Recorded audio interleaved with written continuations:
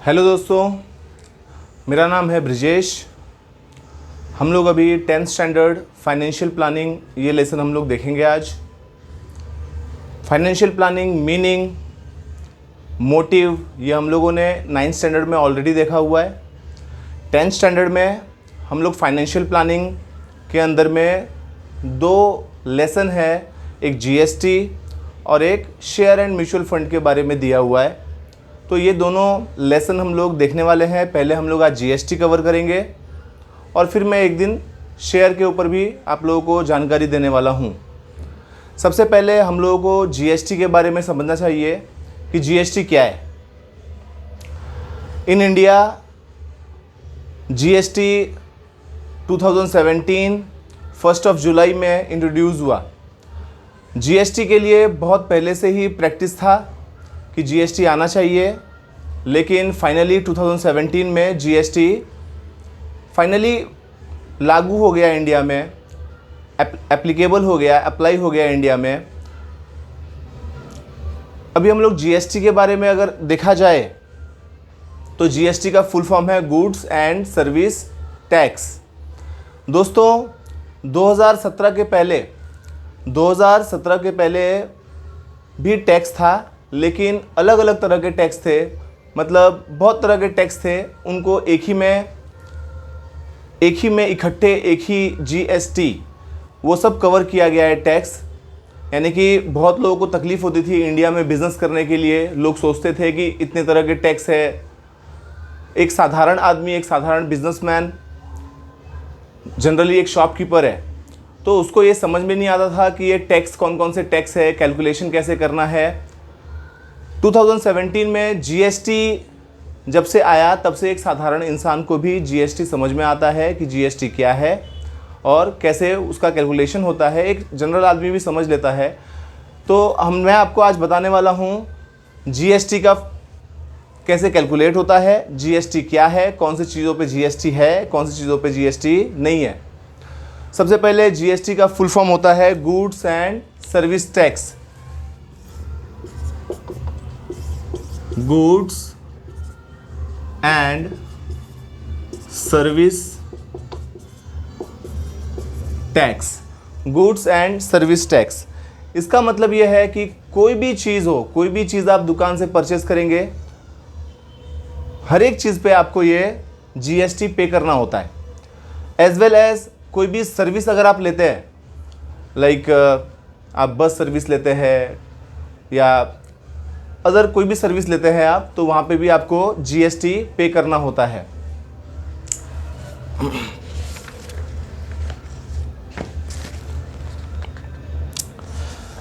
Generally दोस्तों, आपने shop में कोई भी जाते हैं, कोई सामान लेते हैं, तो आपको वहाँ पे एक टैक्स इनवॉइस देता है। टैक्स इनवॉइस आपने अगर देखा होगा तो उसमें जो आपने सामान लिया हुआ है उसका डिटेल दिया होता है।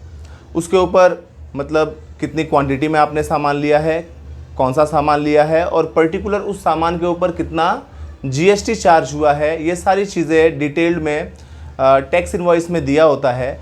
ये आपको पेज नंबर 82 पे टैक्स इनवॉइस सैम्पल एक दिया हुआ है, वो आप एक बार गो थ्रू करेंगे, आपको देखना चाहिए एक बार, क्योंकि एग्ज़ाम्स में भी ये टैक्स इनवॉइस बनाने को आ सकता है।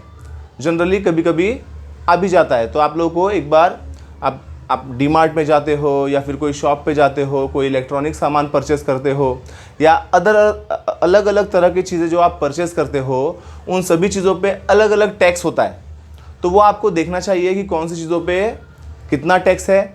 अभी अगर हम लोग आज के डेट के हिसाब से देखेंगे तो टैक्स जो है हर एक ऑब्जेक्ट, हर एक गुड्स के ऊपर अलग अलग टैक्स है, अलग अलग रेट ऑफ परसेंटेज जो है टैक्स दिया हुआ है।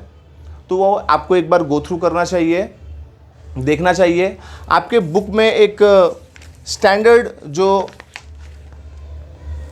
जैसे कि रेट दिया हुआ है अलग अलग चीज़ों के ऊपर क्या टैक्स है, वो एक बार हम लोग गो थ्रू करेंगे। यहाँ पे जो आपको बुक में जो टैक्स दिया हुआ है, जैसे कि 0% किन चीज़ों के ऊपर है, 5% किन चीज़ों के ऊपर है, 12% किन चीज़ों के ऊपर है, 18% किन चीज़ों के ऊपर है, 28% किन चीज़ों के ऊपर है।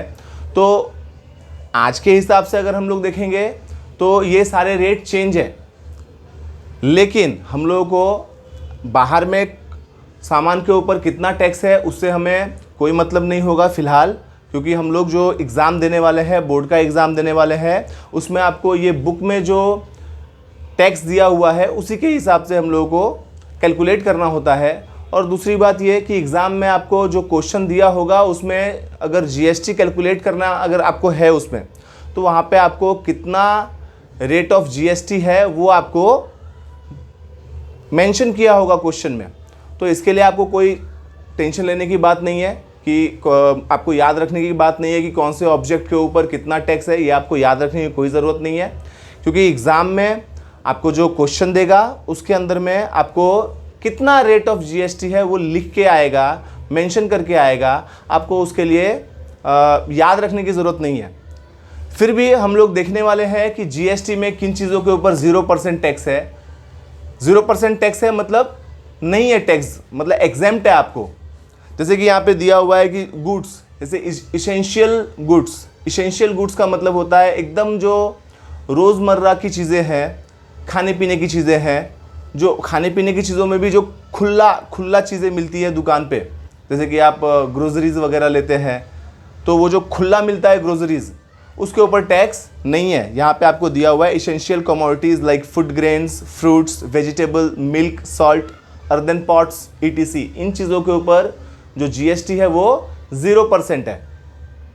क्योंकि साधारणतः क्या होता है कि जो गरीब इंसान है, एक पुअर इंसान है, तो उनके लिए जो उनके जीने के लिए जो चीज़ें हैं वो ये सारी चीज़ें हैं, और इन चीज़ों के ऊपर उनको टैक्स पे करना वो कर भी नहीं सकते। और एक गवर्नमेंट जो है वो ये चाहती है कि गरीबों को जो है उनको एटलीस्ट इसेंशियल चीज़ों के ऊपर टैक्स देना नहीं पड़े। जैसे सर्विस में अगर हम लोग देखेंगे तो सर्विस में जैसे चैरिटेबल ट्रस्ट है, charitable trust, transport of water, use of road and bridges, public library, agriculture, education and health care services, इस तरह की चीज़ें जो दान पुण्य करते हैं। मतलब बहुत सारे आपने चैरिटेबल ट्रस्ट देखा होगा, चैरिटेबल ट्रस्ट यानी कि चैरिटी करते हैं उन लोग, तो चैरिटी करेंगे तो उनके ऊपर उनको उस पर टैक्स देना नहीं, और देना भी नहीं चाहिए, और गवर्नमेंट ने उनको एग्जेम्प्ट किया हुआ है, क्योंकि वो लोग यहाँ पे उन्होंने जो बिज़नेस स्टार्ट किया है, जो उनका चैरिटेबल ट्रस्ट का, जैसे स्कूल हो गया, कॉलेज हो गया बहुत, या जो ऐसे बहुत सारे क्लब्स, लायंस क्लब, या ऐसे बहुत सारे चैरिटेबल ट्रस्ट होते हैं, तो ये लोग तो बने ही है दूसरों की हेल्प करने के लिए। तो दूसरों की हेल्प करने के लिए बने हैं तो उनको यहाँ पे टैक्स देना नहीं है। तो जो मैंने अभी गुड्स एंड सर्विस का नाम लिया, आप लोग पेज नंबर 84 पे आप लोग देखेंगे तो पूरा मेंशन किया हुआ है किन चीज़ों के ऊपर 0% है।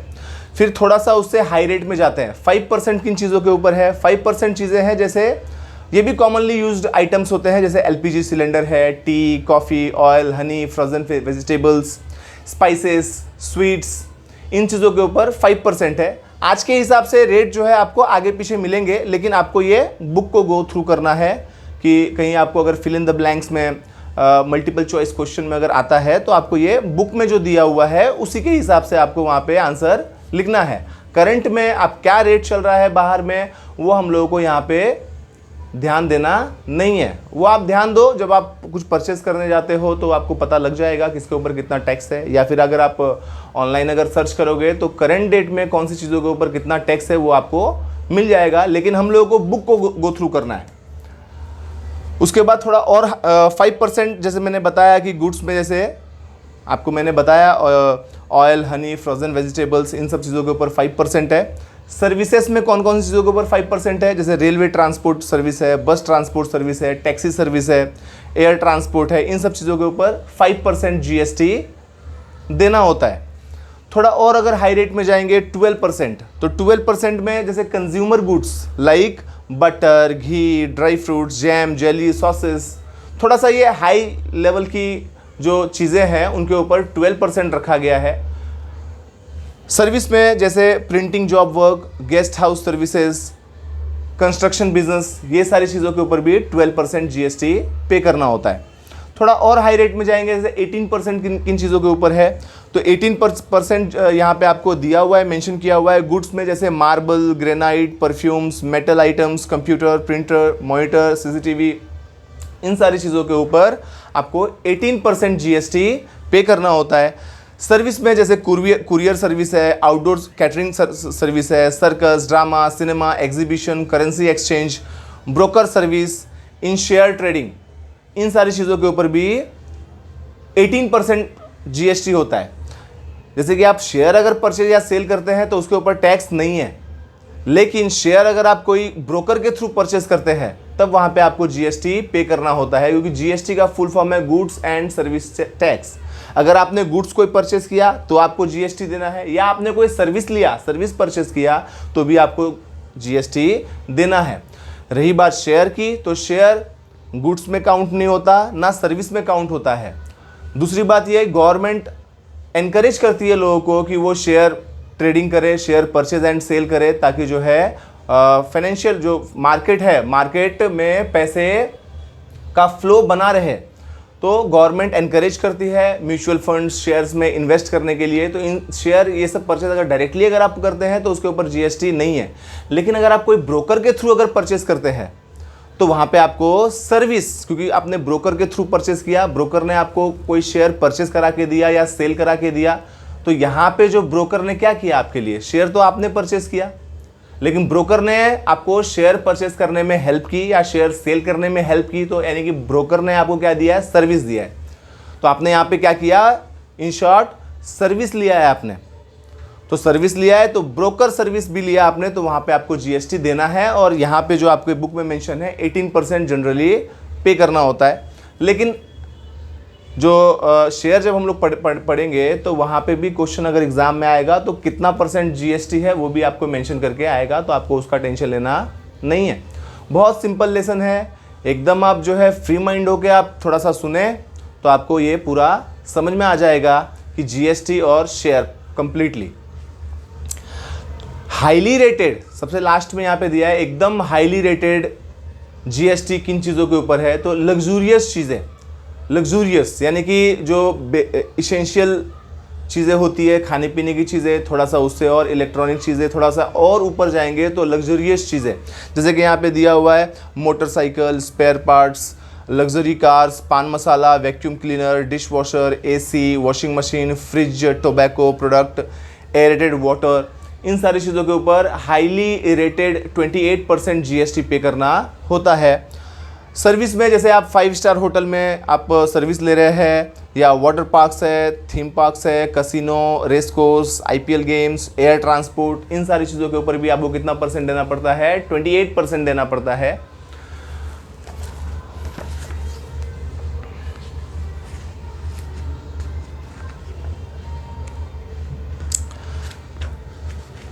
तो यहाँ पे जनरली जीएसटी में अगर आपको % निकालना आता है, क्योंकि आपको जो क्वेश्चन यहाँ पे जो आएंगे वो कैसे क्वेश्चन आएंगे, आपको यहाँ पे क्वेश्चन आएंगे कि आपने ये सामान परचेस किया, ये गुड्स आपने परचेस किया या सेल किया, इसके ऊपर इतना % जीएसटी आपने पे किया।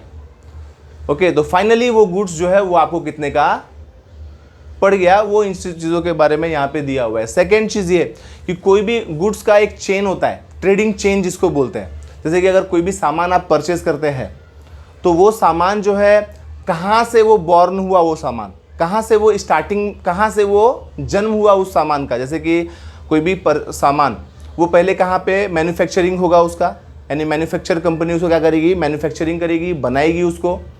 बाद में मैन्युफैक्चरिंग कंपनी क्या करती है, उसको वो भी सेल करेगी। किसको सेल करेगी, जो बड़े ट्रेडर्स है, जैसे होलसेलर बोल सकते हैं आप, डिस्ट्रीब्यूटर बोल सकते हैं आप, इनको ये मैन्युफैक्चरिंग कंपनी उनको सेल कर देती है।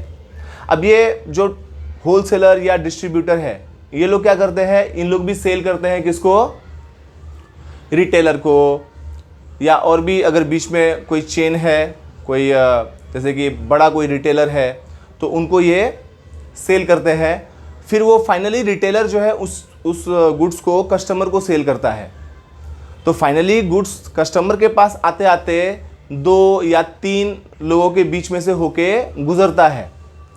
ओके, तो ये जितने बार भी परचेज या सेल होगा वहाँ पे जीएसटी अप्लाई होता है।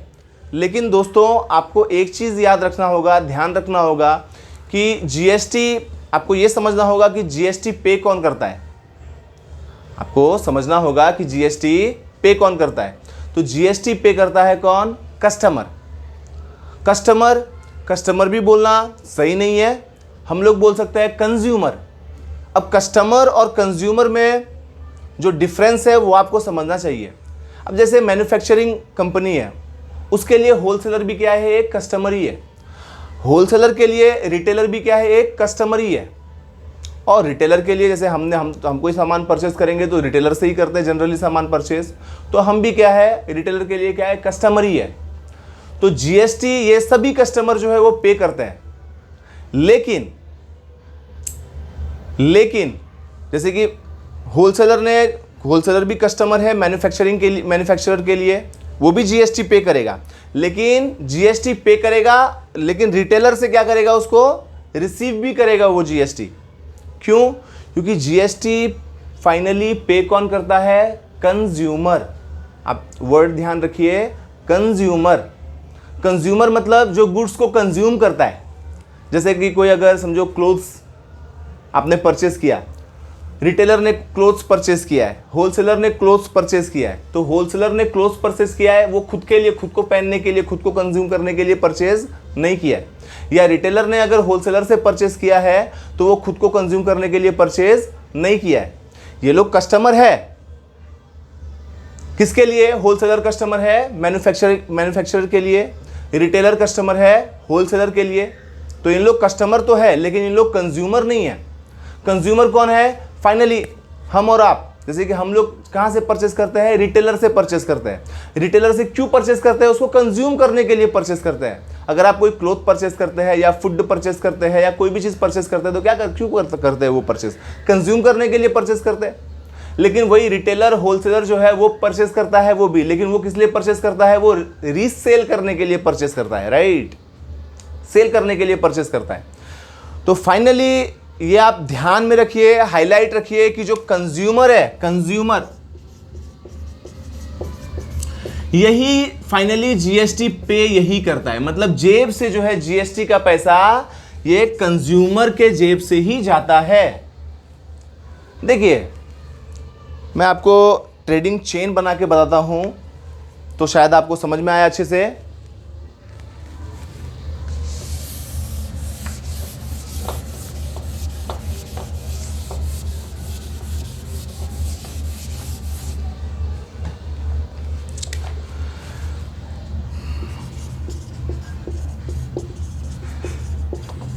ये हो गया आपका मैन्युफैक्चरर। इसने सेल किया किसको? होलसेलर को। होलसेलर ने सेल किया रिटेलर को।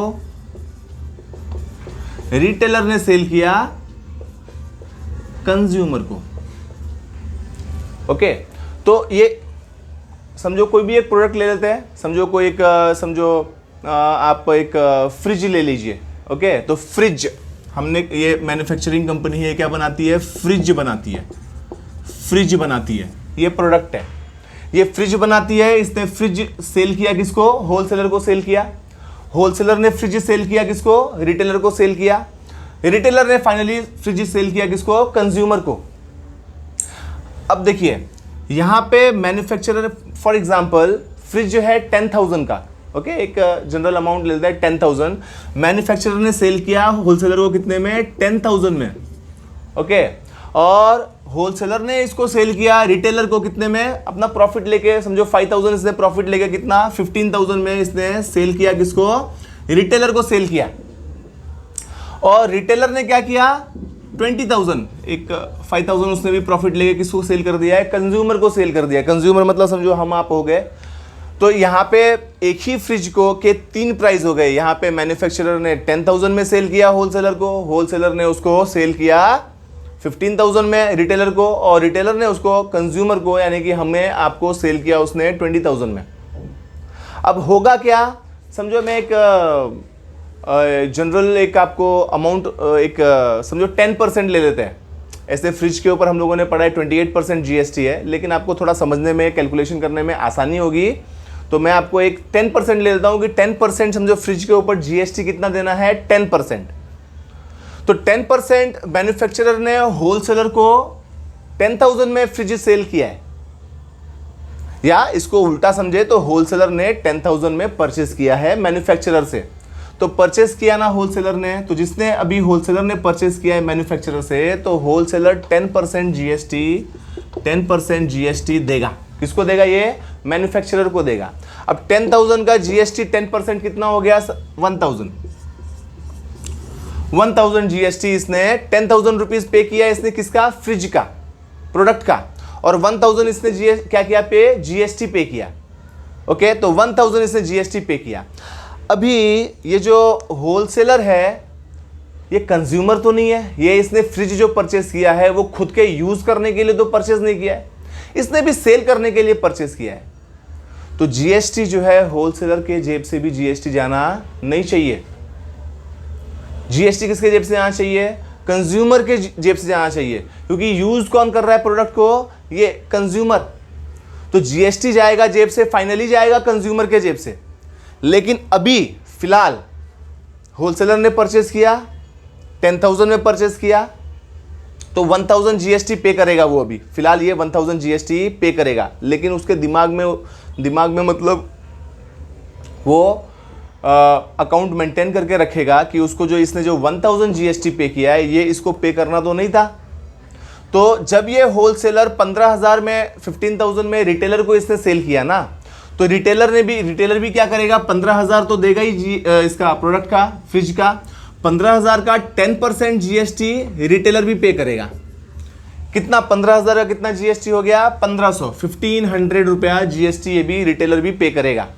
ओके, 1,500 जीएसटी रिटेलर भी पे करेगा। अब ध्यान दीजिए, होलसेलर ने क्या किया? 1,000 जीएसटी पे किया था और रिसीव किया इसने रिटेलर से कितना? 1,500 जीएसटी रिसीव किया है। तो होलसेलर क्या करेगा? ये जो 1,000 इसने जीएसटी पे किया था, ये अपना 1,000 अपना साइड में अपना, क्योंकि उसका ही पैसा था, उसने अपने जेब से भरा था जीएसटी, जबकि ये इसने यूज़ नहीं किया ये चीज़ें। तो ये अपना क्या करेगा? 1,000 रुपीज़, 1,500 रुपये जीएसटी रिसीव किया ना, तो 1,000 उसमें से क्या करेगा? वो अपने जेब में रख लेगा, क्योंकि वो उसका पैसा है। अभी रिसीव तो इसने कितना किया है? 1,500 रुपये रिसीव किया है। कितना किया है? 1,500 रुपये जीएसटी रिसीव किया है, जिसमें से 1,000 उसका था। किसका? होलसेलर का। अब ऊपर का जो 500 रुपये बचा, ये 500 रुपये का क्या करेगा होलसेलर? ये 500 रुपया क्या करेगा? गवर्नमेंट को जीएसटी पे करेगा। जब वो रिटर्न फाइल करेगा ना, तो ये 500 रुपया, क्योंकि 1,000 तो अपना उसने कवर किया, ऊपर का जो 500 रुपया है ये जीएसटी पेएबल हो गया। क्या हो गया? GST payable. किसके लिए जीएसटी पेएबल है? ये जीएसटी पेएबल है होलसेलर के लिए। किसके लिए है? होलसेलर। मतलब होलसेलर ये 500 रुपया किसको करेगा? गवर्नमेंट को पे कर देगा। अब रिटेलर पे आते हैं। रिटेलर ने कितना जीएसटी पे किया है होलसेलर को? 1,500 रुपये जीएसटी पे किया है। कितना पे किया है? 1,500 जीएसटी इसने पे किया है। लेकिन रिटेलर को जीएसटी पे करना चाहिए था क्या? नहीं। क्यों? क्योंकि रिटेलर भी क्या किया है? वो गुड्स को यूज नहीं कर रहा है, कंज्यूम नहीं कर रहा है। वो क्या कर रहा है? रिटेलर सेल करने के लिए उसने परचेस किया है। तो इसके लिए फिलहाल तो होलसेलर को वो 1,500 रुपये जीएसटी दे देगा। लेकिन जब वही फ्रिज जब रिटेलर कंज्यूमर को सेल किया इसने, तो कितने में सेल किया? 20,000। अब 20,000 के ऊपर भी 10% जीएसटी रिसीव करेगा ना ये कंज्यूमर से, तो 20,000 का 10% कितना हो गया? 2,000 रुपीज। ये 2,000 रुपीज रिसीव किया इसने। किससे? कंज्यूमर से रिसीव किया है। रिटेलर ने जीएसटी पे कितना किया था? 1,500, और रिसीव कितना किया? 2,000 रुपीज। जेब से ये जीएसटी भरेगा नहीं। तो पहले इसने 1,500 रुपये जेब से भरा था, तो वो वापस वो 1,500 रुपये अपने जेब में रख लेगा। 2,000 रुपये रिसीव किया ना, तो 2,000 में से जीएसटी के 2,000 में से 1,500 रुपये अपने जेब में रख लेगा। ऊपर का कितना बचा? 500 रुपया। तो ये 500 रुपीज भी क्या करेगा? ये जीएसटी पेएबल हो गया। किसके लिए? किसके लिए हो गया ये 500 जीएसटी पेएबल? रिटेलर के लिए हो गया। रिटेलर भी क्या करेगा? जब वो रिटर्न फाइल करेगा तो ये 500 रुपीज ये गवर्नमेंट को पे करेगा। ओके, तो देखो होलसेलर का भी अपना पैसा, जो जीएसटी इसने पे किया था 1,000 और रिसीव किया 1,500, तो 1,000 कवर हो गया उसका। खाली 500 रुपया जीएसटी गवर्नमेंट को पे करेगा। वैसे रिटेलर भी 1,500 पे किया था इसने, 2,000 रिसीव किया इसने, तो 1500 जेब में रख लिया उसने, 500 रुपये ये भी जीएसटी पेबल करेगा गवर्नमेंट को। फाइनली कस्टमर, कंज्यूमर, जो फ्रिज यूज़ करने के लिए जिसने लिया है उसने कितना जीएसटी पे किया है? 2000। अब इसको 2000 इसके ही जेब से जाने वाला है। इसको किधर से, क्योंकि ये सेल तो करने वाला है नहीं ना, ये खुद को कंज्यूम करेगा ना, तो ये 2000 जीएसटी कौन पे करेगा? कंज्यूमर पे करेगा। कौन करेगा पे? कंज्यूमर। अब ये जो 2000 कंज्यूमर जीएसटी पे कर रहा है ना, किसको पे कर रहा है? रिटेलर को पे कर रहा है। तो रिटेलर वो जीएसटी ले रहा है तो वो अपने जेब में रखने के लिए, गवर्नमेंट को देने के लिए ले रहा है। फाइनली गवर्नमेंट को ये 2000 ही पहुंचते हैं जीएसटी। कैसे? देखो, मैन्युफैक्चरर ने कितना जीएसटी रिसीव किया था? 1000 रुपीज। मैन्युफैक्चरर ने 1000 जीएसटी रिसीव किया था, तो जीएसटी रिसीव किया है तो ये गवर्नमेंट को पूरा का पूरा 1000 पे करेगा, क्योंकि इसने, मैन्युफैक्चरर ने किसी और से तो परचेस किया नहीं है, इसने बनाया है प्रोडक्ट को, बना के प्रोडक्ट सेल किया था होलसेलर को, तो जीएसटी रिसीव किया 1000। तो मैन्युफैक्चरर के लिए जीएसटी पेएबल कितना होगा? मैन्युफैक्चरर के लिए जीएसटी पेएबल होगा 1000 रुपीज़। कितना होगा? 1000 रुपीज़ जीएसटी पेएबल होगा। अब देखेंगे आप तो गवर्नमेंट को टोटल कितना जीएसटी पे हो गया। मैन्युफैक्चरर ने कितना पे किया है गवर्नमेंट को? 1000 प्लस सेम प्रोडक्ट है ना, फ्रिज ही है ना, तो वही सेम फ्रिज पे मैन्युफैक्चरर ने गवर्नमेंट को पे कर दिया 1000 रुपीज़। होलसेलर ने उसी प्रोडक्ट पे गवर्नमेंट को कितना पे कर दिया? 500 रुपीज़। और रिटेलर ने भी कितना पे कर दिया? जीएसटी पेबल उसका भी कितना है? 500 रुपीज़। तो कितना गवर्नमेंट के पास टोटल कितना जीएसटी आ गया? 2000। कितना आ गया? 2000 गवर्नमेंट के पास में। फाइनली कंज्यूमर ने 2000 पे किया जीएसटी, गवर्नमेंट को 2000 रुपीज़ रिसीव हो गया। तो ये आपका ट्रेडिंग चेन है। इस तरह से कोई भी प्रोडक्ट के ऊपर जीएसटी अप्लाई होता है। ऐसे ही फाइनली जीएसटी पे कंज्यूमर के जेब से ही जाता है। इन लोग भी पे करते हैं जीएसटी, लेकिन पे करने के बाद रिसीव भी करते हैं। मैन्युफैक्चरर जीएसटी पे तो करता नहीं है, हाँ रिसीव करता है। जो रिसीव करता है जीएसटी पूरा का पूरा वो गवर्नमेंट को पे कर देगा। तो दोस्तों, हम लोगों ने आज देखा कि जीएसटी क्या है, गुड्स एंड सर्विस टैक्स ये क्या होता है। ये मैंने आपको शुरू में बताया कि 2017 1 जुलाई 2017 से ये इंट्रोड्यूस्ड हुआ है, इंडिया में एप्लीकेबल हो गया है, तभी से जीएसटी चल रहा है।